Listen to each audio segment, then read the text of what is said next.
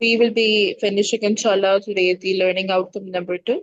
And next week, we will be definitely doing the assignment, that is the task class.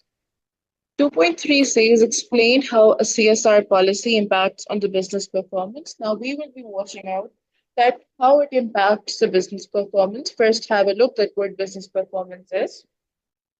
It refers to the measurement and evaluation of how effectively a company operates and achieves its objectives.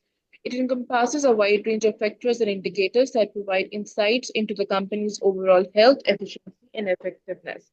Now, business performance is not solely about gaining the sales, revenue, finance, and doing the budget. You need to be way good in terms of environment, in terms of the organization health.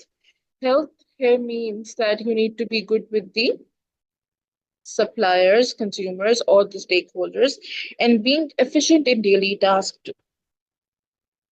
A well implemented CSR policy can have significant impacts on a company's business performance. Now, here's a detailed explanation of a CSR policy influences various aspects of the business performance. All the points which we will be doing right now, they are from your indicative content. First one is improved sales. A CSR policy that aligns with the consumer values and societal concerns can attract more consumers. When consumers perceive a company as socially responsible, they are more likely to make purchases because nowadays we are quite aware. And this is the reason that they can increase the sales if they're even on a budgetary prospect or even on a break even point. They can boost up with the sales when they're going to improve their CSR policy and social responsibilities. That is being way too concerned about the environment. For example, a cosmetic company that does not test its products on the animals may appeal to the consumers who value animal welfare. That is true. Even those consumers who are against of the animal skin bags or the jackets, they don't purchase it. They simply boycott those brands. Profit. CSR initiatives can lead to cost savings and revenue generation. For instance, energy efficient practices can reduce operational costs, while innovative sustainability products can open up the new markets. Now, improving the profits. How we can go ahead with the profit making while inculcating the CSR in the business? Definitely, we are investing at the first glance, but ultimately, in a longer period of time, in the longer run, we are saving the cost as well. Why? Because the ultimate sales, revenues, and the profit we are going to gain, it will definitely help the organization. A manufacturing company that invests in the energy efficient equipment reduces energy expenses, directly contributing to high profit margins. Like solar systems, windmills, what they are contributing. You're using the natural resources and the energy, and ultimately, it is a cost saving on the organization too. Conflicts of the interest between stakeholders. Now, in this term, all the internal and external stakeholders are included. While CSR policies aim to benefit society and the environment, they can sometimes create conflicts between stakeholders. For instance, shareholders may prioritize short term profits over long term sustainability investments. Like the one in this industry, the people who are quite new or the beginners, they always urge to have fast profit return rather than to wait for a longer period of time. The experienced one, they always wait because they know the fruit is going to be fruitful at the end. For example, a renewable energy company might face resistance from the shareholders who prefer immediate dividends rather than reinvestment for the long term growth. That is, this could be a possibility. If they have enough gained the profit from one time investment, what they should do is they should hand it over to the company, to the producers, to the owners, and they could reinvest in the organization, ultimately letting you have larger amount of share in the organization. Competitive edge. Now, in short, it means to be unique, to be different, having a super edge from the rest of the organization, industry, and market. CSR initiatives can differentiate a company in a crowded marketplace. When a company is seen as socially responsible, it can attract talent, consumers, and partners and gain a competitive advantage. For example, an IT firm's commitment to diversity and inclusion might lead to attracting top talent and securing contracts with the clients who value a diverse workforce. That is, we're not solely going to rely on women, men, youngsters, youth. We can diversify it from the culture, from the age limit. In summary, a CSR policy can have both positive and potentially challenging impacts on the business performance. That is true. While it can enhance sales, profits, and competitiveness by appealing to socially conscious consumers and investors, it may also introduce conflicts of interest between stakeholders, especially when balancing the short term financial gains with the long term sustainability goals. This is a very crucial aspect because everybody needs profit and finance way too quickly. They don't think about the long term plans and the sustainability plans. Companies must carefully navigate these challenges to leverage the CSR as a strategic asset that enhances the overall business performance. 2.4. Explain how CSR impacts on marketing strategy. First, we did the business performance. Now we will be doing marketing strategy. And the command word is same, explain. What marketing strategy is? Now, this refers to the comprehensive plan and approach that a company develops to achieve its marketing goals and objectives. In an organization, we do have the goals, objectives, mission statement, and vision. But as a market, as an industry, we do hold a strategy, aims, and objectives too. It involves the analysis of the market conditions, competition, target audience, and the allocation of the resources to effectively promote the products or services to the intended audience. Now, it depends on the size and type of the organization that which they want to target the consumers. They could be youth, they could be toddler, they could be infant, they could be adults. And at the same time, the allocation of resources. Already, we are facing the scarcity of resources in the world. We are having worldwide inflation too. So it could be a problem for the business owners and the producers to make up or mark up with a potential marketing strategy. A well defined marketing strategy outlines the tactics and activities a company will use to connect with its consumers, create brand awareness, and drive sales and growth. Now, the main element of the marketing strategy are always how they tackle with the consumers, with the prior satisfaction of them, then telling the people, knowing about that what kind of brand it is and the products, quality, everything, and ultimately having a lot of revenue and sales at the same time growth too. That is the profit. Growth doesn't mean money. Growth also means expansion of the business. If it is an SME, then it should be a medium enterprise and then a multinational. Now, impact of CSR on marketing strategy. CSR has a profound impact on the company's marketing strategy. It involves the company's commitment to the ethical, social, and environmental responsibility and can, when integrated into the marketing strategies, they can have several notable impacts. First, I discussed that what marketing strategy is. Now, marketing strategy, when we inculcate CSR in the business, it means we have to talk about the ethical codes, society, environment. Ethical policies. A clothing brand publicly commits to using only sustainably sourced materials and ethical manufacturing processes. In its marketing campaigns, the brand highlights these policies by showcasing the eco friendly materials used and the fair treatment of the workers. Now, this is an example, or you can say a scenario, that this is a renowned firm or a company which is what they're doing. They're using eco-friendly material, that is recyclable material in their production, in the process of their raw materials and the final product, and they are being quite equivalent with the workers. What is the impact? Ethical policies become a central theme in the brand's marketing, attracting eco-conscious consumers who are willing to support ethical practices.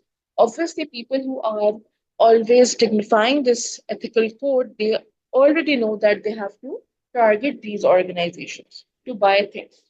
Then brand differentiation. For example, an organic food company distinguishes itself in the market by emphasizing its commitment to the pesticides free farming and supporting the local farmers. Its marketing materials showcase the company's values and mission. Because this was an organic firm, their mission is going to be way too different than the local organizations, which are way too indulge in providing trash to the people in the form of pesticides, packaged foods, which they claim they are healthy, but they are not. Everything, honestly, which is packed, it is sealed, it is not healthy because they are making use of such chemicals in it, which makes the food being fresh and for lively for a longer period of time. Impact. The brand's unique CSR initiative set it apart from the competitors and become a core message in marketing campaigns, appealing to health conscious and socially responsible consumers, the one which prefer keto diet or calorie deficit. They prefer to have organic food rather than the packaged food or the tin food, like preferring brown rice over the normal rice, using the what do we call stevia, then the normal sugar or the brown sugar, like that. Recognition of different cultures. An international beverage company tailors its marketing message differently in the various range, respecting cultural norms and values. Like in some market, it promotes responsible alcohol consumption, while in others, it emphasizes family values. Like in most of the restaurants, there are specific places for the family people. That is, only families are allowed. Even the parks are designated to it. Only families are allowed. No, the not the men or the single ones are allowed, because it just creates an inclusive environment which is not healthy for the people or not the kids. Impact. This approach ensures that marketing is culturally sensitive, enhancing the company's reputation and acceptance in diverse markets. That is, because you are working in the market, it could be a regional level, it could be dimensional, it could be national or international. So you need to be way too careful that how and who is your audience and how you're going to tackle each and every situation. Being the making the prior point culture, because in a country we're having Christians, we're having Muslims, then in the Muslims we have sects. Cost related marketing campaigns. A technology company partners with a non-profit organization dedicated to digital literacy. They run a campaign where a percentage of each product sales goes towards providing tech education to underprivileged children. That is 1% of whatever the portion they are spending, it is going to be those people who cannot afford the perfect education. Impact. The campaign aligns with the company's CSR goals, demonstrating a commitment to social causes and encouraging consumers to make a purchase with a purpose. That is, um, I think Elbeg, they are spending their one portion and the way of Allah, if I'm not wrong. Whatever Yeah, they, yes, miss. they They're doing it for charity. That was yes, why it was so founded. that is a cost That's related really marketing campaign which they are honestly running from a very long period of time, and they're successful. So that's a cause even which my mother has told me. Whenever you get your salary, always try to trade with Allah subhanahu wa ta'ala. Give only 1% of salary in to any poor people or a needy person, and you will see that how barakah is going to come. That is how things work. yeah. However, the conflicts. Customers' willingness to pay more for the ethical products. Now, a premium coffee brand sources fair trade coffee beans and promotes its ethical sourcing practices. It charges a higher price for its products compared to regular coffee brands, maybe because they are organic. That's why. Marketing needs to communicate the value of ethical sourcing to justify the premium price, targeting the consumers who prioritize ethics in their purchasing decision. That is, the organization, they already know how to tackle and grab the attention of those consumers who are already in this cause. Shareholders' return on investment. A company invests in reducing its carbon footprint by upgrading its facilities. This investment may lead to short term increased costs, which could affect the shareholder return. That is, in the start, they really want to help any NGO or do the charitable work, so they are using the money from the returns. Impact. Marketing needs to convey the long term benefits of these investments, such as improved brand reputation, which can contribute to shareholder value over time. That is, the shareholder, they should understand this point that when they have invested in an organization, they are going to get the return, but they have to wait as well, because the company, when they're going to gain the profit, they have to invest in themselves again to be at a stable position. Increased cost. An electronic manufacturer implements eco-friendly packaging material, increasing the production cost. These costs may be passed on to the consumers or absorbed by the company. Like whenever the government releases a budget, there is a certain budget of a percentage of a cost which is for the producer cost, and one is the consumer cost. Now, what happened is in the developed state, producers always pay the producer cost to the consumer. that is the taxes in the form of taxes and extra hidden charges. But in developing nations, specifically in Pakistan, honestly, you already know that what is the condition here. We're having inflated prices of electricity and the foods and on the basic items too. The taxes, which we have never heard even in the books, we are paying them. And nobody can question it because we know that there is no law, there is no body, no committee. So what's the point over here is increasing the cost. We need to, like what they are doing in the developing nation, they are surpassing that specific producer cost onto the consumer products as well. So we at a price of one are paying the like double price of a product, which is way too unethical. Impact. Marketing must decide whether to highlight the eco-friendly packaging as a selling point, which might justify a price increase, or absorb the cost and use it as a competitive advantage without increasing the prices. That is, it is the depending on the organization what they want to do, whether to increase the cost or to just surpass it to the consumers. In summary, CSR impacts marketing strategy by allowing the companies to emphasize ethical policies, differentiate their brands, recognize diverse cultures, engage in the cost related marketing campaigns, and potentially command higher prices for the ethical products. While CSR can bring positive impacts to marketing, companies also need to consider potential conflicts, such as the cost of implementation and the need to manage the expectations of the shareholders and consumers. So it's a vice versa thing. You need to see the advantages at the same time drawbacks too. But how things work when we are going to relate it with the marketing strategies. Last part 2.5 says the potential conflict which may arise between the needs and expectations of different stakeholders. So the command verb here is assess. Secondly, we are going to talk about the conflicts which will be between the needs and expectations of different kinds of shareholders and stakeholders. Stakeholders are individuals, groups, or entities that have an interest or stake in the activities, decisions, and outcomes of an organization. They can significantly impact or be impacted by the organization actions and performance. They can be both internal and external to the organization, and they often have diverse and sometimes conflicting needs and expectations. So, stakeholders are body, entity, individuals, group of a people who are designed into different categories. Few are internal, few are external, like consumers, government, even the workers. They could be stakeholders. They basically purchase the share and invest in their organization. And it is very important to take their stance as well. What they think, what is their role in the decision making. Shareholders, that is, investors versus employees. Shareholders typically prioritize maximizing returns on their investment. We already know that what they want. This is their ultimate goal. They expect the company to make decisions that increase profitability and share value. Now, what their concern is not to satisfy the consumers or to give them a qualitative product or a good price. All they want is good value for investment which they did. Employees' needs. Employees may seek fair wages, job security, and a safe and inclusive work environment.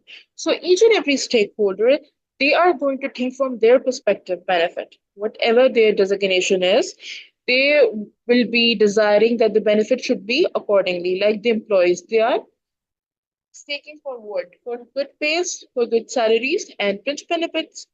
Conflict.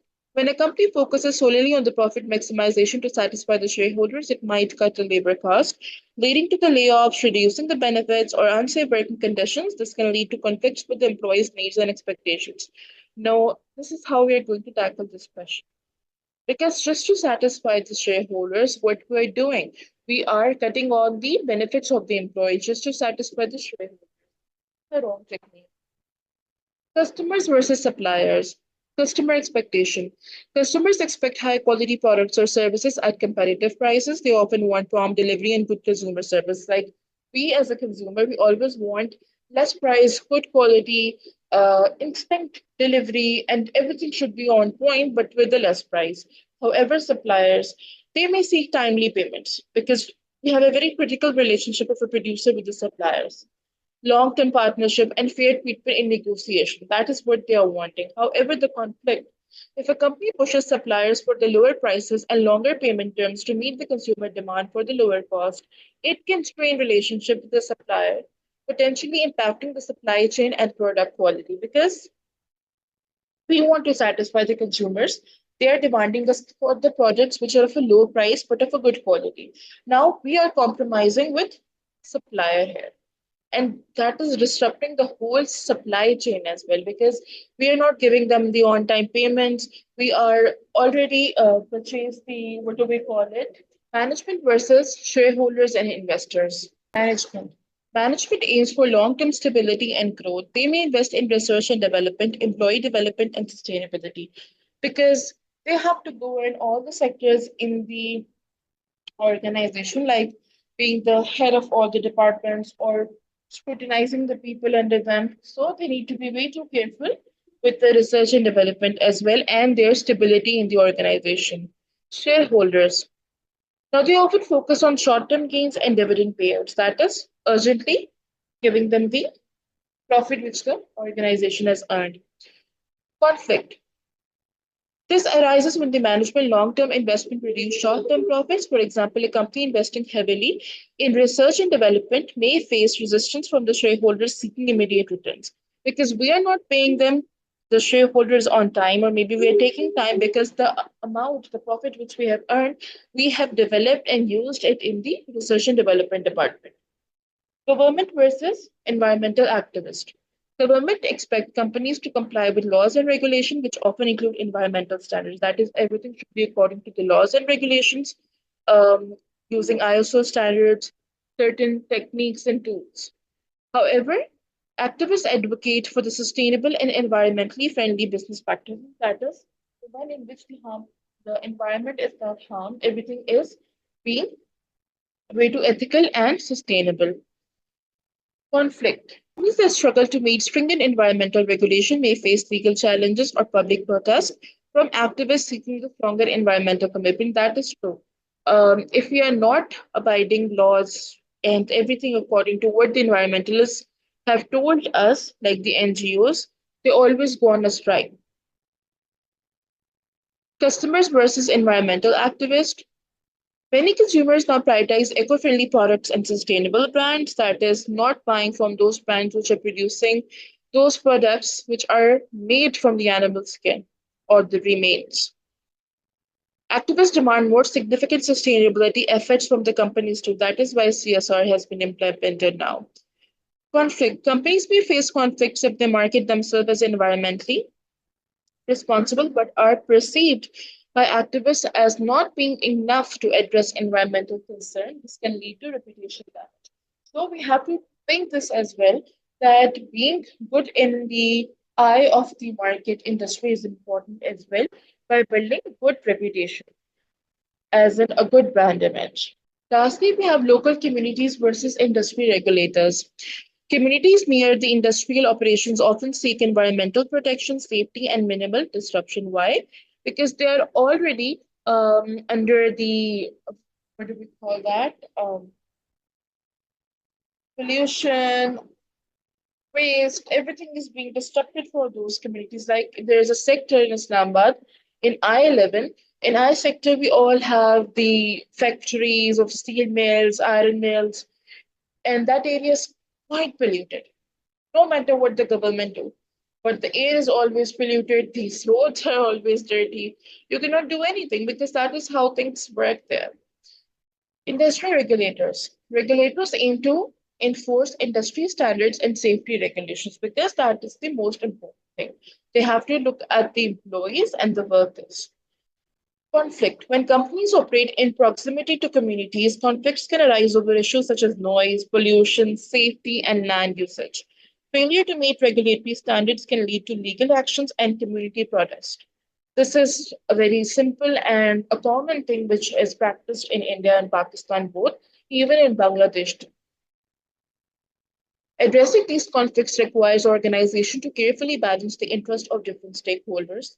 Effective communication, transparency, and ethical decision making are essential to navigate these complexities and build positive relationships with the stakeholders. Companies that proactively engage with the stakeholders Stakeholders consider their needs and expectations and implement responsible business practices, which are often better equipped to manage conflicts and build trust over the long term. So, in short, stakeholder or shareholder, both, we have a very crucial relationship with the organization.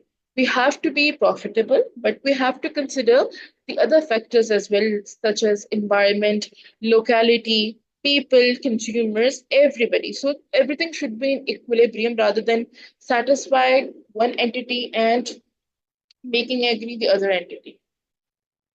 That's it. We are done with the complete LO2. Was it clear?